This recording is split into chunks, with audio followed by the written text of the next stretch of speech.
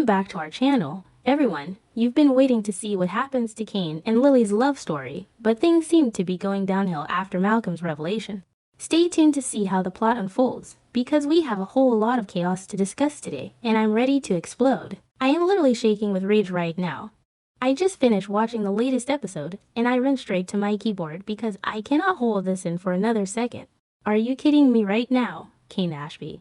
I have been watching The Young and The Restless for years, and if there is one thing that remains absolutely, infuriatingly consistent in Genoa City, it is that Kane Ashby is a lying, opportunistic snake who will never, ever change. I am so mad I could scream. We all wanted to believe he was turning over a new leaf.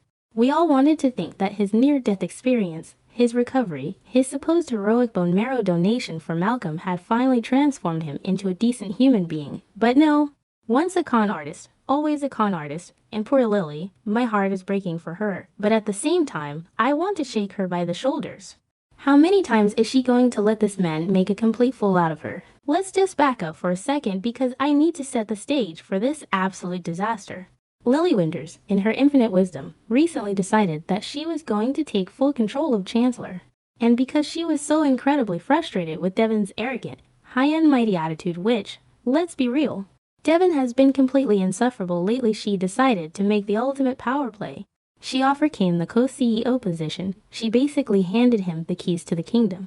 She looked at this man, a man who has lied to her about his identity, lied to her about Juliet and the baby, lied to her during the whole Arabesque fiasco, and even got involved in Victor's twisted fake kidnapping plot, and she said, "Yes, this is the man I want running a multi-billion-dollar conglomerate with me." I mean, what was she thinking?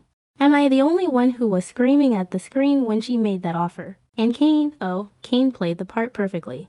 He acted so humbled, so grateful. He proposed to her, talking about rebuilding their family and escaping the toxic power struggles of Genoa City. He made her believe that his love was genuine and that he just wanted to support her as a true partner. It was all a massive, sickening joke to him. He was just using her feelings to get his foot in the door at Chancellor. Because the absolute second he got that power, the second he had access to those corporate accounts and executive privileges, his true colors came bleeding through. He didn't want to build a legacy with Lily, he wanted to line his own pockets. Enter Malcolm Winters. Thank God for Malcolm Winters. Shemar Moore's return to the show has been everything I needed and more, but I didn't realize he was going to be the absolute savior of Chancellor. Malcolm has been trying to readjust to life in Genoa City after his terrifying battle with the plastic anemia. He's been trying to figure out the new family dynamics, the corporate structure, and just get his bearings. But Malcolm is no fool. He's been around the block, and he has always had a fierce, protective instinct when it comes to Lily. He might be dealing with his own massive drama right now, like the insane revelation that Holden is his secret child with Stephanie Simmons, but he still has his eyes wide open when it comes to his daughter's well-being. So, Malcolm is wandering around the Chancellor offices, probably just trying to catch up with Lily or get a feel for the corporate environment, when he accidentally overhears something he wasn't supposed to, and dies. The way the scene was shot was pure soap opera perfection. The lighting, the tension, the muffled voice through the cracked office door. Malcolm stops dead in his tracks because he hears Kane on the phone. And Kane isn't talking about synergistic corporate mergers or quarterly profits. No, he is talking about shady, under-the-table financial transactions. He is talking about exploiting his brand new co-CEO position for his own personal gain. I was yelling at my television. Listen closer, Malcolm, get your phone out and record him. But Malcolm does one better. He doesn't just rely on a half-heard phone call. He knows that if he's going to take down Kane Ashby, he needs irrefutable proof, because Kane is a master manipulator. If Malcolm just went to Lily with a verbal accusation, Kane would spin it. He would cry, he would play the victim, he would swear on Maddie and Charlie's lives that Malcolm misunderstood the context of a complex business deal. So Malcolm goes into full-on detective mode. He starts paying hyper-close attention to Kane's every move. He tracks his steps, he watches who he meets with, and then, jackpot, Malcolm manages to find the actual physical documents. He finds the paper trail proving that Kane is setting up illicit financial schemes that will directly harm Chancellor just to enrich himself. I need to take a deep breath because the confrontation scene. Oh my God, the confrontation scene is going down in why and our history. It was everything I have been waiting for. We cut to Lily's office. Lily is sitting there behind her massive CEO desk, looking gorgeous and powerful, completely oblivious to the fact that her entire world is about to implode. Kane is in there with her, probably smiling, that charming, dimpled smile of his, whispering sweet nothings and making her feel like they are the ultimate power couple. The absolute audacity of this man to stand in her office, looking her in the eye, while actively plotting to rob her blind. It makes my blood boil just thinking about it. The door flies open and walks Malcolm Winters, and he is not smiling. The energy in the room shifts instantly. You could cut the tension with a knife. Malcolm doesn't even bother with pleasantries. He doesn't say hello. He just marches right up to Kane, slams the documents down on Lily's desk, and drops the absolute biggest bomb of the year. He exposes the entire plot right then and there. He lays out every single detail of Kane's shady financial dealings, his secret accounts, his plan to siphon money out of Chancellor, and the horrific fact that he was using Lily's love as a shield to get away with it. Lily's face. I will never forget the look on Lily's face. It was this devastating mix of total shock, profound confusion, and then, slowly, shattering heartbreak. You could literally see the exact moment her heart broke all over again. She looks at the documents, she looks at Malcolm, and then she looks at Kane. And Kane, he immediately goes into panic mode. He starts stammering, his Australian accent gets thicker. He starts waving his hands around trying to deny it. Lily, you have to believe me. This isn't what it looks like. Malcolm is taking this out of context. It was so pathetic. I was yelling, "Shut up, Kane. Just shut up and leave." But Malcolm is not having it. He shuts Kane down with the fierce, protective rage of a father who has watched this man destroy his daughter too many times.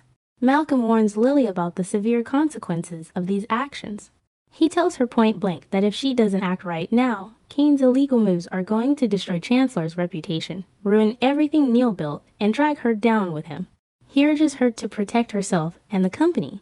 It was such a powerful moment because Lily has been so desperately missing Neil's guidance, and here is Malcolm stepping up to the plate to protect the Winters' legacy when she needs it the most. And now Lily is trapped in this horrific internal struggle. You can see the gears turning in her head. A part of her, the part that has loved Kane since they were practically kids, wants to believe his lies. She wants to believe that the man who just proposed to her, the man who supposedly gave up his bone marrow to save her father, wouldn't do this to her. But the CEO part of her, the smart, capable woman who runs a massive corporation, is staring at undeniable proof. She realizes that Kane's affections were nothing but a joke. A calculated, cruel joke to get him the co-CEO title. Her trust is completely shattered, and honestly, I don't know how she recovers from this. Can we also talk about the ripple effects this is going to have? Because my mind is racing with the implications. First of all, Devin, oh my god, Devin is going to be so unbearably smug about this. He was absolutely furious when Lily offered Kane the job. He felt completely betrayed and pushed out of his own family's company. When he finds out that Kane was literally trying to rob the company, Devin's "I told you so" is going to be heard all the way in Los Angeles. Devin is going to use this to prove that Lily is emotionally compromised and unfit to make rational decisions for Chancellor. This is going to tear the Winters siblings even further apart, and I am dreading the family meetings. And wait, I'm getting ahead of myself. But we also have to remember the other massive secret hanging over Kane's head, the bone marrow transplant. Lily and the whole family have been treating Kane like a hero because they think he saved Malcolm's life. But we know that Kane wasn't the real donor. There is a secondary donor connected to the criminal underworld, and Dr. Stephanie Simmons helped cover it up. When Lily finds out that Kane not only tried to steal from her company, but also took credit for a medical miracle he didn't perform, he is going to be dead to her. Dead to her. There is no coming back from a double betrayal of that magnitude. I just don't see how Kane survives this in Genoa City.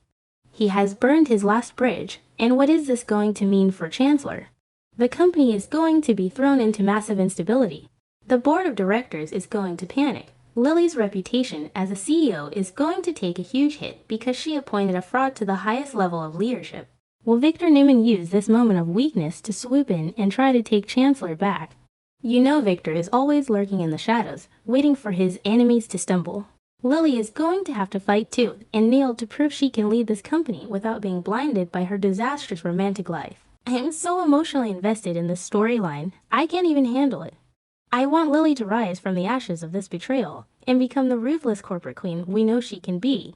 I want her to fire Kane publicly, have him escorted out by security, and never look back. But knowing soap operas, He'll probably try to blackmail her or something insane. Or he'll try to use the kids to manipulate her again.